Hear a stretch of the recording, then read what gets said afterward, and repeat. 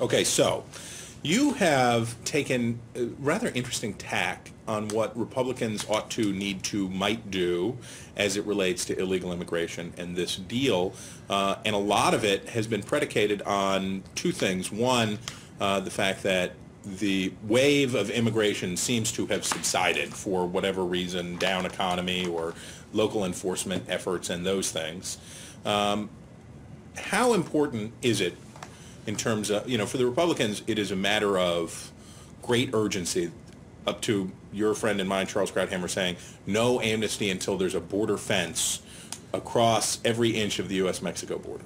Well, I don't think there has to be a border fence across every inch of the Mexico-U.S. border, and actually one of the people that would echo that view is Texas Governor Rick Perry. The majority of the miles of the border are along a river, the Rio Grande. Governor Perry points out that on the U.S. side it is private land, whereas the border in the Arizona, New Mexico, and California segments is mostly public land and desert and uninhabited.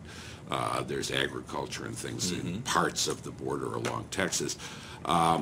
It's, I think one of the things is to remember that this is one of the surges of migration that we've seen throughout our history. I've got a book forthcoming on this subject in the fall of 2013. From 1982 to 2007, we had this huge inrush of people, particularly from Mexico, and that's now over. Right. It might resume. I'm thinking it probably won't. Mexico's economy is growing faster than ours. The birth rate is down, way down. The number of people entering workforce years is much less than it was. And the adverse experiences of a lot of immigrants from Mexico, these are the people that were caught up in the foreclosure crisis. You look at where the foreclosures happen. Yes, that's true.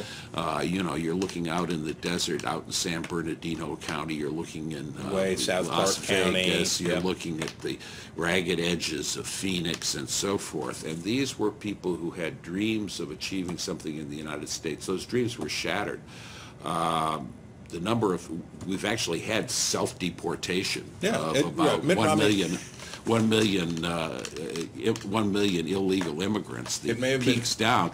So the border task is there's fewer people that are going to want to cross that border illegally, and we've got more technology and public attitudes that I think favor effective enforcement. So when you talk about this wave of immigration, we have seen in the past other big waves of immigration. You have the Scots-Irish, you have the Ulstermen that come before the establishment of the country and immediately thereafter, basically into the early part of the 19th century. Then you've got Germans, and then you've got Irish, and then you've got the Ellis Islanders that are sort of the junior people in the multi-ethnic empires of Central and Eastern Europe. Exactly. And so forth. And you've got internal migration across the country. So you've got those waves. New England Yankees to the upper Midwest. But this wave has functioned differently. The wave of Mexican and Central American Hispanic immigrants in the United States has functioned differently, can't we say, as it relates to acculturation and blending into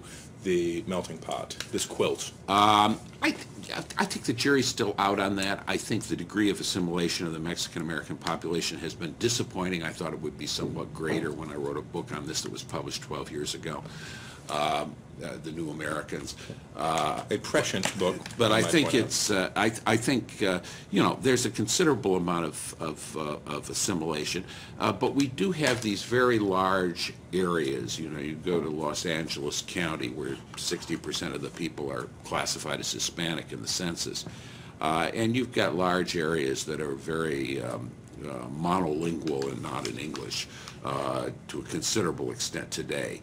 I think, the thing to realize is that this is probably not a recurring problem. We're probably not going to see, because Mexico's economy is growing faster than ours. Well, it's a majority middle-class country now. People have air conditioning where the climate is useful for it. They do have that. They drive cars. They shop at Walmart. That doesn't affect most people. Okay. All right. And it's they've been growing their economy at 5%. We've been hobbling along at 1.8. Well, we're not. We would. Every American would acknowledge this is not the way we want it to be. But wouldn't you suppose that things are a little bit more tenuous for Mexico's economy? That may be growing faster than ours, but in longevity, is this a well? You've traveled there, you've spent time there, in you know multiple states of Mexico. you know its politics. Is this really a stable enough country, or do we? I always feel like we're running the danger that we're just going to see a meltdown down there, and then we'll have another surge. I think that's unlikely. Okay.